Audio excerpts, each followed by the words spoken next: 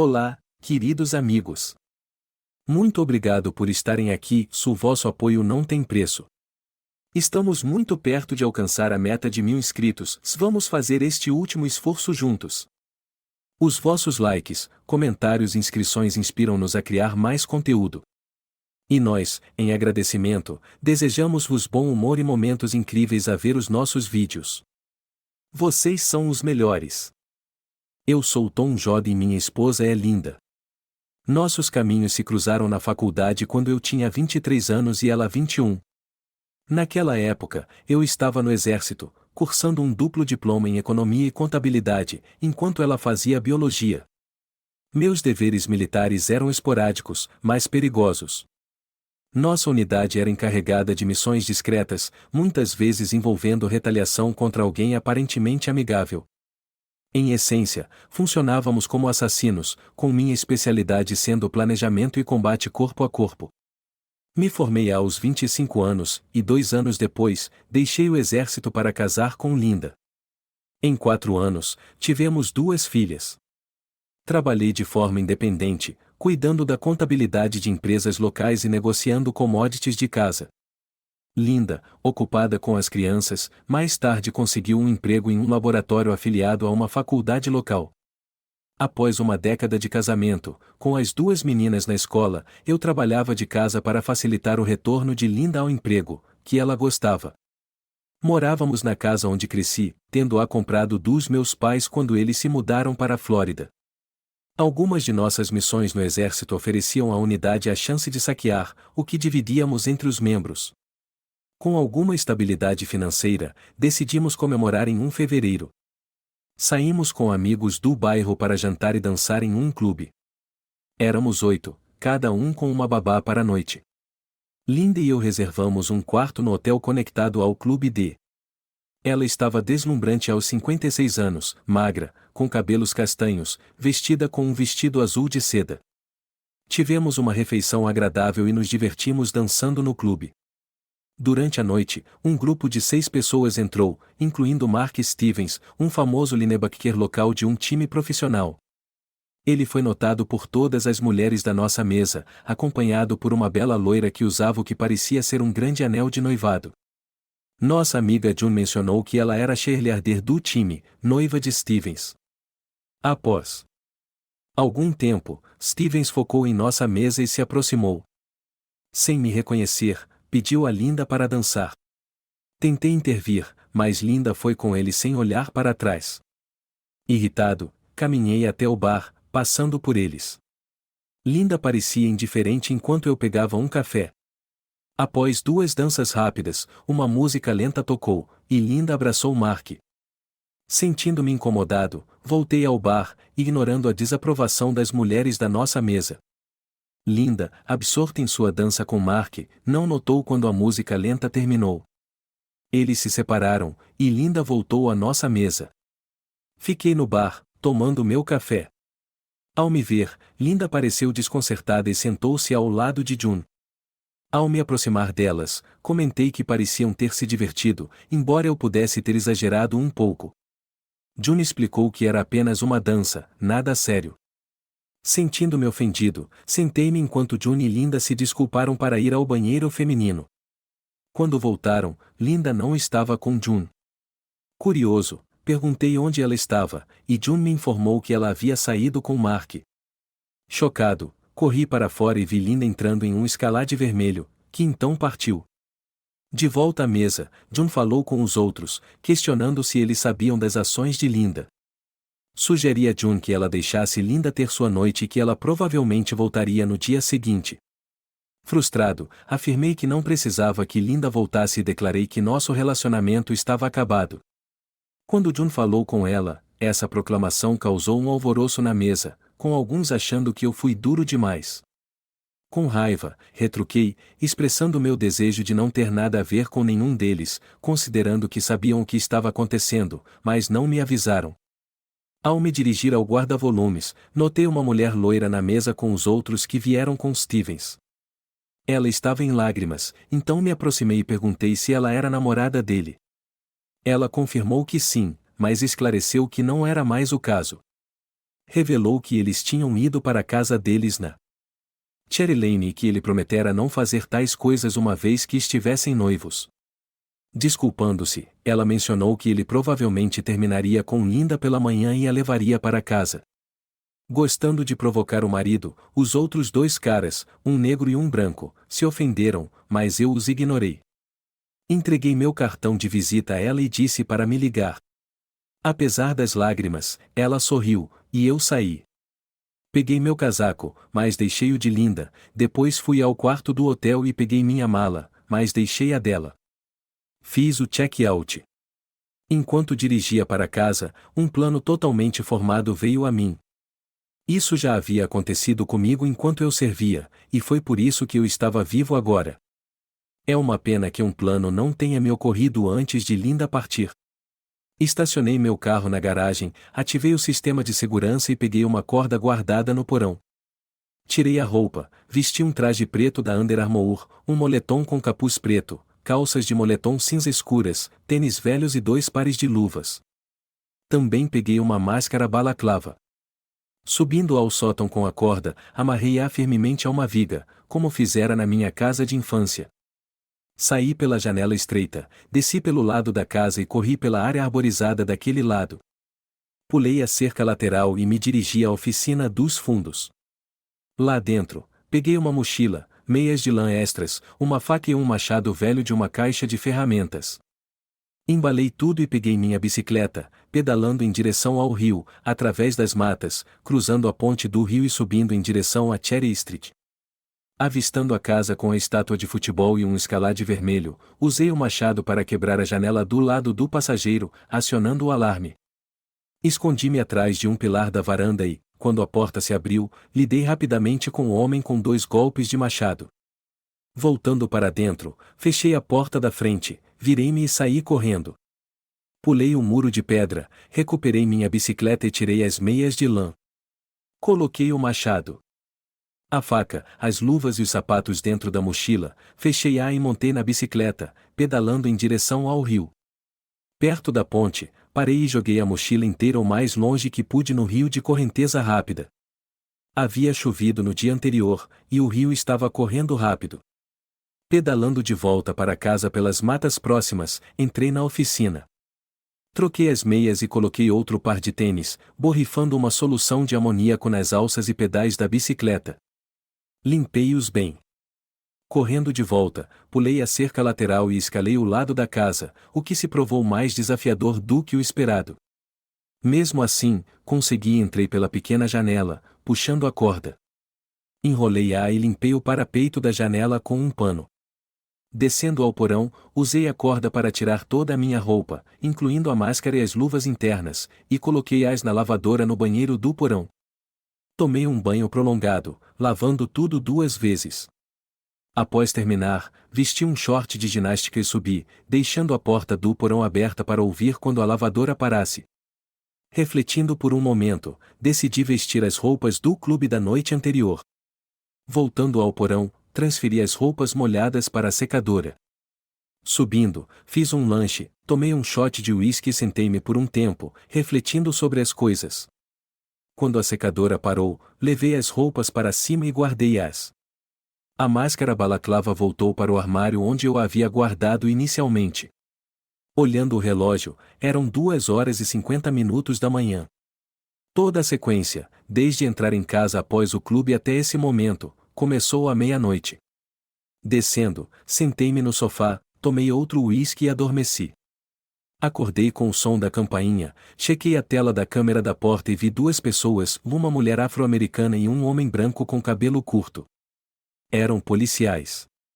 A campainha tocou novamente, e eu abri a porta. O detetive Asper e o detetive Logan se apresentaram, mostrando seus distintivos. Incerto, perguntei sobre Linda, expressando minha preocupação com a segurança dela. Eles me asseguraram que ela não sofrerá danos físicos, mas mencionaram que o Sr. Stevens fora atacado. Convidei-os a entrar e perguntei onde Linda estava. O detetive branco me informou que ela estava no hospital, recebendo tratamento por choque. Parando por um momento, olhei para eles, e eles devolveram o olhar. Indicando o sofá, sugeri que se sentassem. Eles escolheram cadeiras de encosto reto separadas, e eu me acomodei no sofá. Acho que vocês deveriam explicar o que aconteceu, propus. O detetive Logan repetiu a pergunta, perguntando o que eu fizera desde que Linda saiu do clube com Stevens. O detetive Esper respondeu, insistindo que eu compartilhasse os detalhes, exigindo uma resposta. O detetive Logan pressionou, e eu expliquei que tinha ido ao nosso quarto de hotel, arrumado minhas coisas e dirigido até aqui. Então, consumi bebida suficiente para adormecer no sofá. Eles perguntaram se havia mais alguém presente, e eu confirmei que as crianças estavam com uma babá para a noite. Quando perguntaram se eu fizera ligações ou enviara e-mails, respondi que não, mas enfatizei que nunca saí. O detetive Esper observou o ambiente e notou o sistema de segurança, perguntando sobre sua cobertura.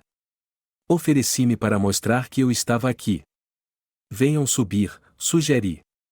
Eles me seguiram até o escritório no andar de cima, e eu sentei-me à mesa do computador, demonstrando o sistema. Baixei os dados das 18 horas até a chegada deles e forneci um pendrive, explicando que o sistema focava nas 3 portas, frontal, lateral e do pátio, incluindo a porta de correr para a área da piscina. No entanto, o lado por onde desci não tinha porta, dava para o bosque e tinha 2 grandes janelas que não abriam, sem cobertura. Logan afirmou que precisariam confiscar o computador. Questionei a necessidade, sugerindo que poderiam ter adulterado antes de chegar. Logan concordou, mas enfatizou que não poderia ficar fora por mais de um dia. Assegurei-lhe que baixaria os mesmos dados em um drive externo. Realizei a tarefa enquanto eles pediram para olhar ao redor. Permiti, mas insisti que ficassem juntos e comigo. Eles tiraram algumas fotos e depois saíram. Eram 7h10 da manhã. Informei os pais de Linda, John e Stephanie, que moravam no bairro, sobre o ocorrido. Eles estavam na casa do lago na época. John ficou surpreso com as ações de Linda, enquanto Stephanie parecia menos surpresa. Stephanie perguntou se eu planejava ver Linda, ao que recusei, expressando minha relutância em ter algo a ver com ela após o que ela fez. Expliquei que o cara ser atacado foi um azar, mas não era minha responsabilidade. Aparentemente, ele tinha um histórico desse comportamento. Mencionei que, quando Linda saísse do hospital, ela precisava ficar longe de mim na casa, e poderíamos fazer arranjos para seus pertences. John sugeriu que eu me mudasse e deixasse Linda ficar, mas afirmei que era minha casa e não propriedade comunitária. A conversa terminou, e liguei para meus pais na Flórida, relatando os eventos. Eles também ficaram chocados com o comportamento de Linda. Meu pai mencionou uma manchete sobre Steven sendo atacado e executado em sua casa, o que não era novidade para mim. O telefone fixo tocou, e era Judy. Ela perguntou sobre o paradeiro de Linda, tendo ouvido sobre a morte de Mark. Confirmei que Linda estava no hospital com choque e expressei minha relutância em vê-la. Judy me instou a apoiar Linda, mas insisti que ela nunca teria meu apoio considerando o que ela fez. A conversa ficou acalorada, e Judy me acusou de ser um porco antes de desligar. Tomei banho novamente e me vesti para pegar as crianças com a babá por volta das 8 horas. Quando chegamos em casa, as crianças perguntaram sobre Linda, e eu as informei que ela não estaria lá naquele dia. Sugeri que continuássemos com nosso dia, nos vestindo para o futebol. Levei-as ao complexo de futebol para os jogos do meio-dia e 13h30. Relaxei enquanto as assistia jogar e, depois, tomamos sorvete antes de voltar para casa. Ao retornar, encontrei mensagens no meu celular silenciado. Uma dos pais de Linda dizia que ela estava no hospital sem ter Judy, não comunicativa. Outra de um médico do hospital pedia uma ligação. Uma era de Judy, dizendo que Linda estava com a polícia e não falava com ninguém.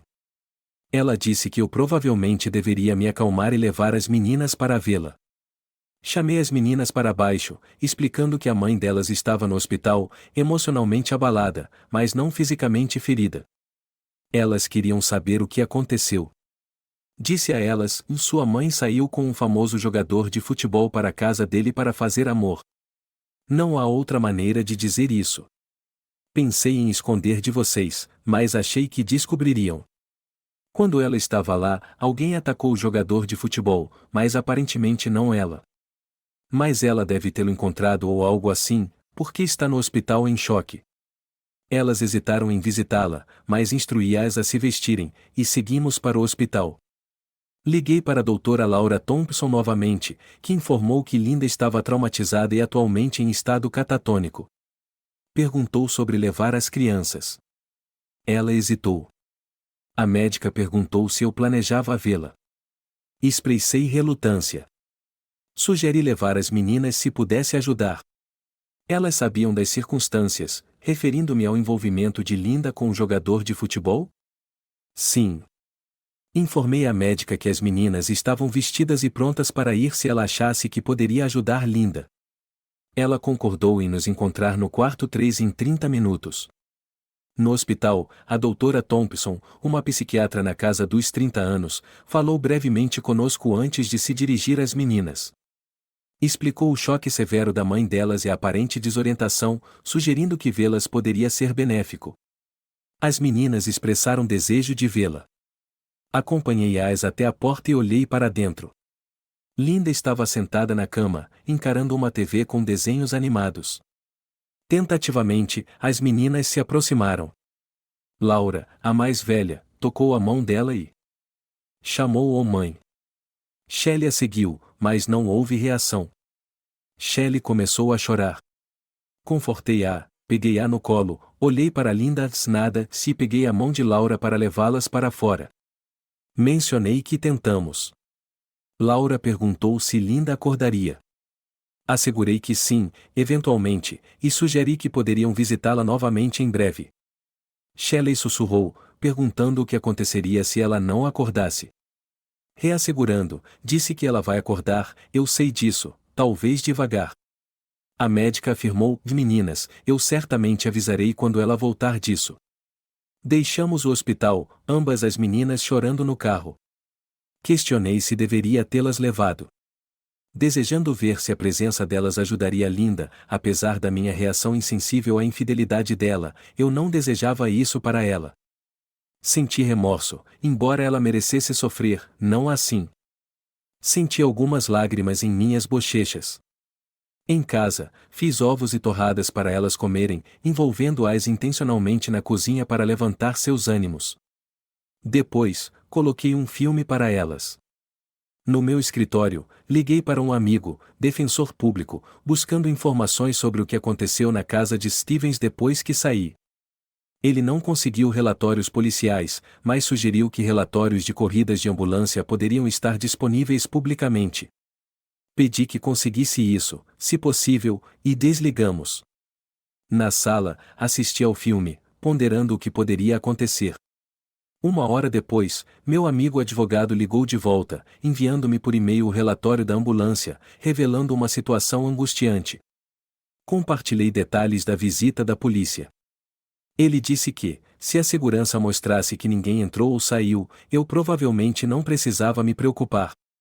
No entanto, alertou sobre possíveis ações policiais e recomendou um advogado, se necessário. Embora eu acreditasse que não precisava de um advogado, liguei para a mulher recomendada. Após revisar o relatório da ambulância, a polícia encontrou Linda com a cabeça de Stevens aninhada em seu colo, coberta de sangue, vestida com um robe fino, cantando ou não repetidamente. A polícia a levou ao hospital, onde ela permaneceu sem resposta. Um policial perguntou se ela viu quem fez isso, mas ela não respondeu. Isso me enojou, fazendo-me perguntar se ela algum dia se recuperaria. Pesquisei PTSD, tendo feito isso antes, especificamente explorei estados catatônicos induzidos por choque, notando recuperação do estado catatônico, mas possíveis efeitos de longo prazo do PTSD. A advogada John Drake marcou um encontro na segunda-feira de manhã às 9h30, fornecendo seu número de celular para contato policial antecipado, embora nenhum tenha ocorrido no domingo. As meninas e eu relaxamos, tentando tranquilizá-las sobre o eventual retorno de Linda e reconhecendo que ela ainda poderia precisar de nossa ajuda. Perguntei-me sobre a reação de Linda a mim, duvidando que ela tivesse testemunhado algo significativo. Se tivesse, provavelmente seria uma pessoa de preto com máscara, embora as suposições fossem incertas. Não achava que ela tivesse experiência comigo que a levasse a me considerar seriamente capaz do que fiz. Na segunda-feira, após levar as meninas à escola, monitorei a cobertura de notícias locais sobre o fim de vida de Stevens. O nome de Linda não foi mencionado, mas sabia-se que ele hospedou uma mulher casada durante o ataque. A polícia foi chamada por um vizinho em resposta aos gritos de Linda. Até agora, ninguém além das autoridades conectara Linda ou eu à liquidação, mas pensei que isso mudaria com o tempo. John Drake, uma loira elegante de talvez 45 anos, ouviu a história, recebeu o relatório da ambulância e ficou horrorizada. Após compartilhar a integridade do vídeo de segurança, solicitei a devolução do meu computador para o trabalho, fornecendo um adiantamento. John ligou para a delegacia, pedindo ao detetive Esper para recuperá-lo. Eu já havia pesquisado PTSD e, para mim, explorei estados catatônicos induzidos por choque. Parecia que as pessoas geralmente se recuperavam do estado catatônico, mas poderiam ser afetadas por anos pelo PTSD. A advogada John Drake marcou um encontro para eu vê-la naquela segunda-feira de manhã às 9h30. Ela me deu seu número de celular caso a polícia viesse mais cedo, mas eles não vieram. Ela insistiu que eu tinha tempo suficiente para ver se havia sido alterado, garantindo-me que eu sabia que não tinha sido. Concordei, dizendo, ok, enviarei alguém amanhã de manhã para pegá-lo com você. Não, enviarei alguém do escritório. Balancei a cabeça, indicando que ele não viria. Ela assentiu em entendimento, ok, ele estará lá às 9h. Quando ela desligou, transmiti a ela que não falaria com os policiais e que teria um telefone comigo para gravar as discussões, se houvesse alguma. Parti naquela tarde. Ao retornarem da escola, as meninas imediatamente perguntaram sobre Linda. Mais cedo, eu contatara o médico, mas não havia mudança significativa. Elas mergulharam no dever de casa e, mais tarde, pedimos pizza. Brincando, mencionei que, se a mãe delas não voltasse logo, eu teria que aprender a cozinhar, o que provocou risadas. No entanto, sou bastante habilidoso na cozinha, apenas não estou acostumado a cozinhar em casa com frequência. Quando a irmã de Laura subiu, Laura perguntou sobre minha disposição para perdoar a mãe por seu envolvimento com outro homem. Respondi que, no momento, eu simplesmente queria que ela melhorasse. Logo após, o telefone fixo tocou, e Jim Beam, do jornal Tribe, se identificou. Ele disse, e temos informações sugerindo que foi sua esposa Linda quem estava com Mark Stevens quando ele foi executado. Pode confirmar isso? Expressando preferência por manter o assunto privado, elaborei sobre as possíveis consequências para minhas duas pequenas na escola. Jim propôs, e talvez se essa informação viesse à tona. Relutantemente, confirmei e fui questionado sobre meus sentimentos em relação à morte do amante de minha esposa.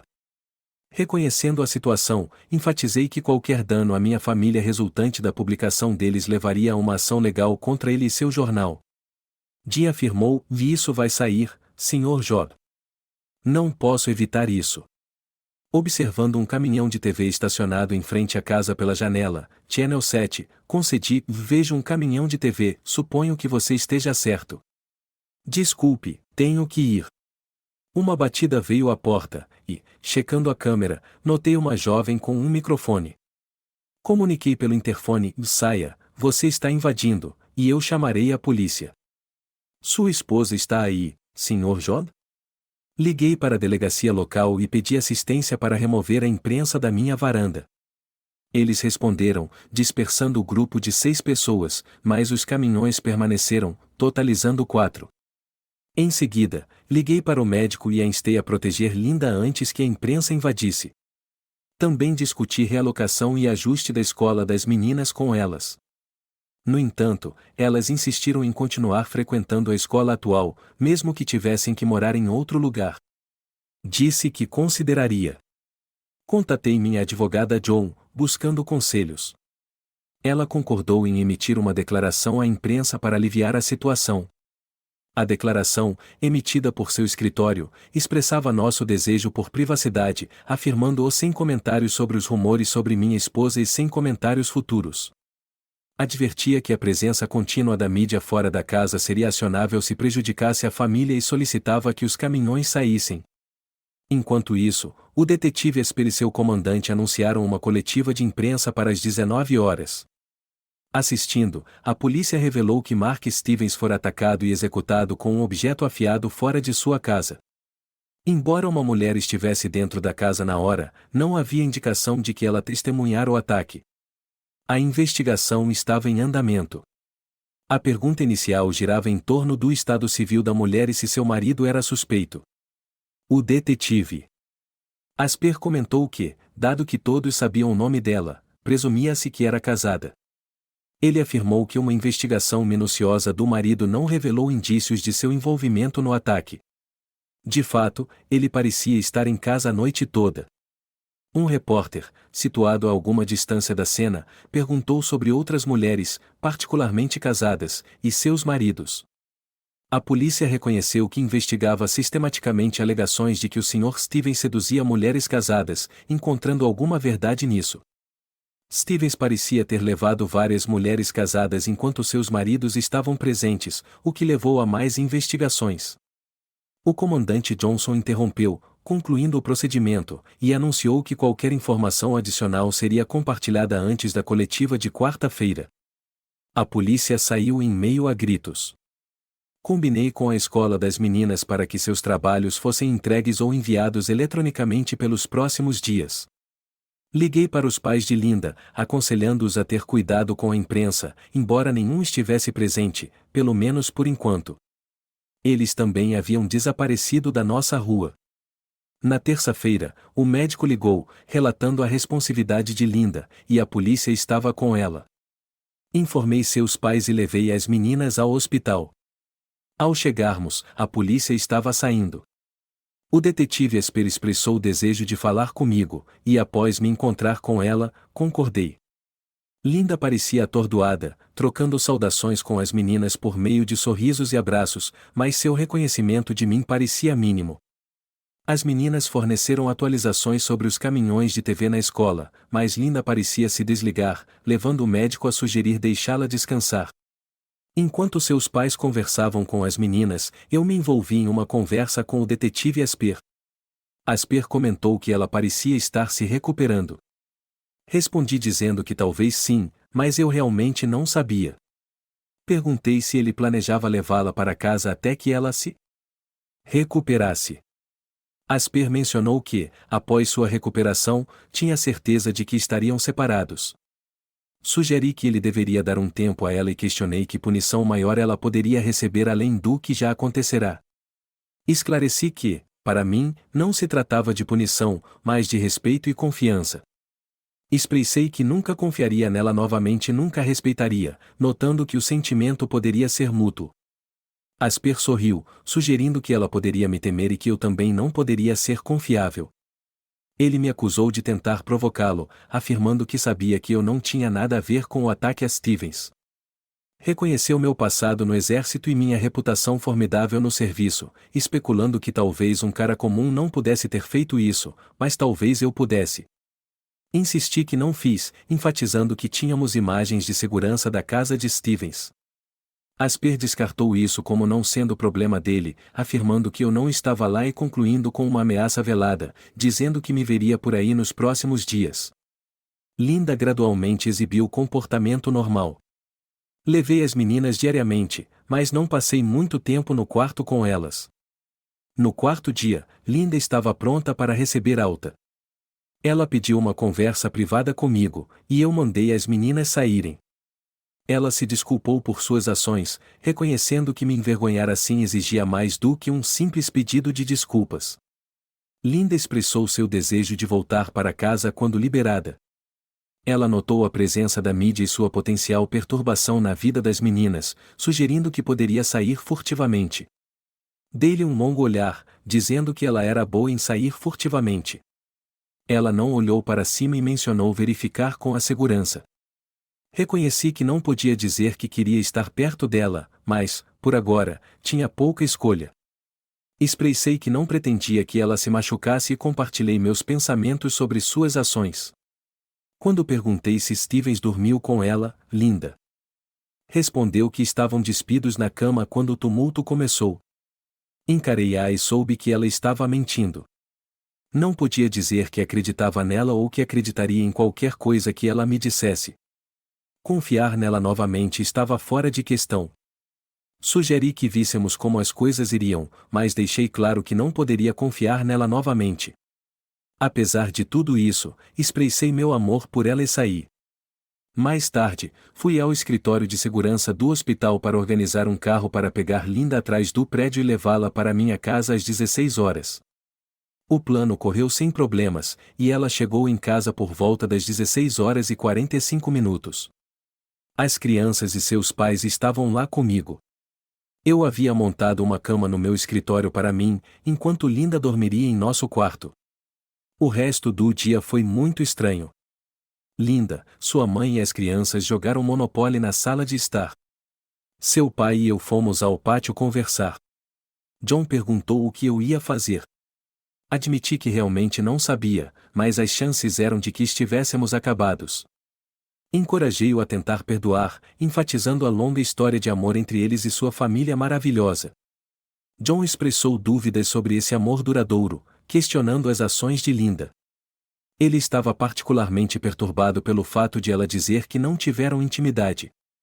Reconheci sua declaração, mas enfatizei a incerteza, dado o tempo que passaram juntos. Sugeri que poderia fazer diferença se proteção não fosse usada e levantei preocupações sobre possíveis consequências como doenças ou gravidez. John não achou o pensamento agradável e concordou em deixar Linda ficar por enquanto, mas me aconselhou a encontrar outra solução em breve. Voltamos para dentro, comemos pizza, e seus pais foram para casa.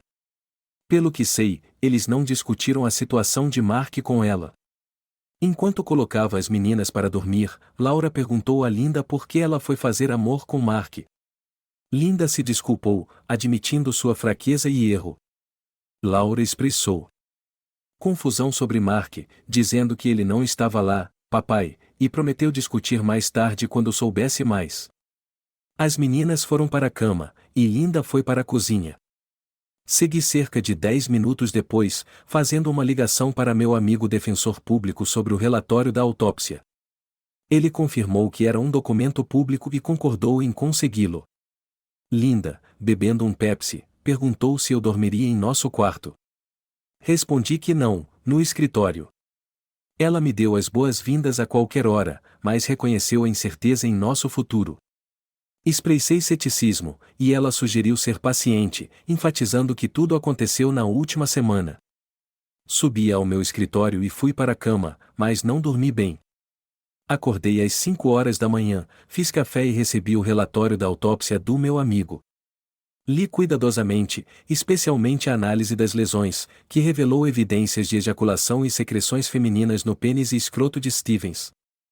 Parecia que Linda mentira sobre não ter intimidade, uma crença que eu tinha devido ao timing de sua presença na cena, cerca de 2 horas antes da execução. Quando ela desceu, levamos as meninas para a escola quase como de costume. Elas estavam um pouco quietas, no entanto. Enquanto as levava, passei um bom tempo revisando minhas opções. Se não fosse pela doença de Linda, eu nunca teria deixado voltar para casa, mas havia vantagens nisso, incluindo tornar as coisas um pouco mais fáceis para as meninas se as coisas se acalmassem. Assim que entrei em casa, outro caminhão de TV estacionou do lado de fora, e uma jovem saiu, gritando se Linda estava em casa e se eu a perdoara. Sorri, acenei e a avisei para não entrar na propriedade. Entrei. Linda havia feito alguns biscoitos e me ofereceu um, que aceitei. Ela me informou sobre um caminhão de TV do lado de fora, expressando incerteza sobre se eles sabiam que eu estava lá e sugerindo que talvez não devessem. Perguntei o que a equipe de TV queria, apontando que eles já haviam publicado meu nome e detalhes sobre minhas atividades na casa de Mark Stevens. Linda questionou se eles poderiam causar mais danos, e reconheci que provavelmente poderiam pensar em algo. Olhei para ela, contemplando o que fazer. Ela perguntou se eu me referia a ela ou a nós. Esclareci que queria que ela escrevesse exatamente o que aconteceu na última sexta-feira, desde o confronto até ela acabar no hospital. Sugeri que não precisava ser imediato, mas eu queria em breve, se possível. Linda concordou em tentar, reconhecendo que poderia ser traumático, e mencionou a necessidade de ligar para o trabalho para verificar se ainda tinha um emprego. Questionei por que seu emprego estaria em risco por me trair, duvidando que seu local de trabalho se importasse. Ela explicou que estava fora por uma semana e ligou para o trabalho. Eles permitiram que ela colocasse a semana como licença médica e a próxima semana como tempo de férias. Ela então foi para o quarto, digitando no computador. Deixei-a sozinha e fui para meu escritório, onde comecei a pesquisar o material da autópsia. Garanti que receberia os resultados dos testes feitos, mas poderia levar mais alguns dias. Apesar da situação, Linda parecia estar tentando se comportar normalmente ao meu redor. Reconheci isso, mas acreditei que ela devia ter perguntas sobre o que aconteceu. Nossa rotina continuou por 2 dias até eu receber os resultados dos testes da autópsia. As secreções vaginais de Linda foram identificadas no pênis de Stevens, então ela mentiu sobre o sexo, com certeza. Estava esperando para ver o que ela me escreveria sobre o que aconteceu, mas eu simplesmente não conseguia ver continuando a vida com ela como minha esposa. Após o jantar no dia seguinte, Linda entrou no meu escritório em casa. Terminei de escrever aqui, disse ela, entregando-me uma impressão. Li o que ela escreveu. Linda se desculpou, expressando arrependimento por sua fraqueza. Ela relatou os eventos na festa, explicando que, quando Mark a convidou para dançar, ela se sentiu empolgada devido à presença cativante e reputação dele. Enquanto dançava, não pensou em mais nada. Durante uma música lenta, ela se viu à mercê dele, puxada para ele, e sentiu seu tamanho e dureza. Admitiu que, naquele momento, teria dormido com ele ali mesmo, cativada por sua atratividade. Mark sugeriu saírem pela porta lateral para ir ao lugar dele, prometendo-lhe a experiência sexual de sua vida, uma proposta que ela acreditou. Quando a dança terminou e eu não estava na nossa mesa, ela combinou de ir ao banheiro feminino com June. Quando voltei, ela pôde sentir minha raiva, mas pensou que eu superaria com o tempo. Desejando Mark, ela saiu pela porta lateral, e eles dirigiram até a casa dele. Mark a beijou, carregou-a a escada acima até sua cama, e eles dormiram juntos. Ela o limpou e realizou outro ato de intimidade, mas um alarme de carro os interrompeu. Mark saiu, instruindo-a a esperar. Olhando pela janela, ela não conseguia ver além do telhado da varanda, mas notou alguém de preto correndo e pulando a cerca. Linda encontrou um hobby, foi até a porta da frente e descobriu Mark deitado na entrada com a cabeça esmagada. Ela se sentiu culpada, como se fosse sua culpa por pecar. A polícia chegou, e ela acabou no hospital. Ela se desculpou por tudo, expressando amor e confusão sobre suas ações. Olhei para ela, lágrimas escorrendo pelo rosto. Ela perguntou se eu era a pessoa que ela viu. Esclareci que estava em casa a noite toda, bebendo e lamentando o fim do meu casamento e as mudanças que viriam para minha família. Admiti ter ódio, mas assegurei que a polícia confirmou minha presença com a fita de segurança. Ela reconheceu o que eles disseram, mas eu a interrompi, expressando minha crença de que Stevens conseguiu o que merecia. Ela discordou, dizendo que ele não merecia isso e enfatizou que ele era legal e teve um impacto na minha vida. Respondi que não precisávamos ir por aí, afirmando que nunca seria capaz de amá-la novamente, talvez nem um pouco. Apontei que a pessoa que eu pensei ter casado nunca teria feito o que ela fez. Questionei se o sexo valeu o que foi perdido para nós dois. Reconheci que o sexo foi espetacular, mas não valeu as consequências. Refleti sobre a possibilidade de voltar para casa no dia seguinte se as coisas fossem diferentes, mas com Stevens morto, me senti ferrado para sempre. Ela afirmou que o executei e rapidamente saiu correndo do quarto. Sob meu fôlego, murmurei que ela o executou. Após isso, nosso relacionamento ficou extremamente frio. Tomei uma decisão firme de não tentar convencê-la da minha inocência ou consertar nosso relacionamento de forma alguma. Também resolvi nunca admitir a ela o que acontecerá, presumindo que, se o fizesse, ela imediatamente trairia minha confiança às autoridades. Ela acabará de admitir que, se Stevens não tivesse sido executado, sua noite imprudente teria valido as consequências, talvez não com essas palavras, mas ainda assim. Entrei com o pedido de divórcio algumas semanas depois. Pedi a custódia das crianças para que pudessem ficar na casa. Linda ainda tinha seu emprego, então pedi sem pensão alimentícia, mas também sem suporte infantil e visitação liberal. Linda se recuperara o suficiente para que eu insistisse que ela se mudasse. Ela foi ficar com os pais. Fiz com que ela fosse notificada lá. Logo após, seu pai ligou. Ele queria que eu retirasse os papéis, disse que Linda estava transtornada. Disse a ele que ela merecia estar transtornada e que ela deveria arranjar um advogado. Ele estava bastante irritado, mas eu não sabia se era comigo ou com ela. Ele perguntou sobre visitação, e eu informei que ela poderia vir qualquer noite e ficar até as meninas irem para a cama. Linda visitou no dia seguinte às 17 horas. Eu havia preparado macarrão com queijo, e comemos com as meninas. Jogamos jogos de tabuleiro com elas e as colocamos na cama. Depois disso, Linda expressou o desejo de conversar, mas eu recusei. Ela insistiu que precisávamos resolver as coisas pelo bem das meninas, sugerindo que elas teriam que se ajustar se estivéssemos separados. Ela propôs encontrar um lugar onde elas pudessem visitar, enfatizando que quanto mais cedo resolvêssemos o divórcio, mais cedo eu poderia ter um cronograma de visitação. Ela implorou, expressando arrependimento por seu erro e professando seu amor. Rejeitei a ideia, afirmando que não havia como continuarmos casados após seu envolvimento aberto com aquele homem. Deixei claro que era hora de seguir em frente. Linda começou a lacrimejar, chorando silenciosamente. Apesar de sentir alguma simpatia, não estava arrependido o suficiente para mudar de ideia. Nosso casamento estava acabado. O divórcio foi concluído. Chegamos a um acordo de custódia conjunta, e Linda tinha um apartamento com um grande segundo quarto para as meninas. Nós dois nos estabelecemos em uma relação distante, mas amigável, focada nas meninas. Após cerca de 4 meses, comecei a sair com mulheres do nosso círculo e do trabalho que sabiam que eu estava solteiro e pareciam atrair sua atenção. Quando Linda estava com as meninas, levei várias mulheres para casa por uma noite.